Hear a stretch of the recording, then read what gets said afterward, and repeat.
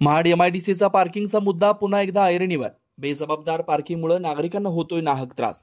सिक्वेंट कंपनीच्या गेट समोरील बेजबाबदार टू व्हीलर आणि फोर व्हीलर गाड्या पार्किंगमुळे होते वाहतूक कोंडी। वारंवार पोलीस प्रशासनाने सांगून देखील कंपनी प्रशासनाचं दुर्लक्ष। महाड एमआयडीसी मधील पार्किंगचा मुद्दा पुन्हा एकदा ऐरणीवर आला। एमआयडीसी मधील बी प्लॉट मधील सिक्वेन्स कंपनीच्या गेट समोर लावण्यात येणाऱ्या टू व्हीलर आणि फोर व्हीलर पार्किंगमुळे या ठिकाणी प्रवास करणाऱ्या नागरिकांना नाहक या पार्किंगचा त्रास सहन करावा लागतोय। या ठिकाणी वाहतूक कोंडीची समस्या देखील निर्माण होते।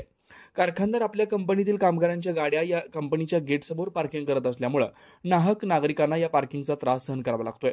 पोलीस प्रशासन आणि एमआयडीसी प्रशासन याकडे पूर्णतः दुर्लक्ष करते की काय असा प्रश्न निर्माण झालाय।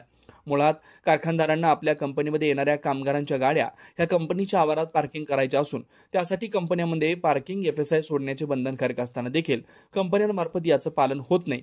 उलटपक्षी रस्त्यावरील मोकळ्या जागेत कारखानदार आपल्या कामगारांच्या गाड्या पार्किंग करून घेत आहेत। या गोष्टीकडे मुळात एमआयडीसीने लक्ष घालून कारखानदारांनी आपला पार्किंग एफएसआय सोडलाय की नाही याची चौकशी करावी अशी देखील मागणी करण्यात येते।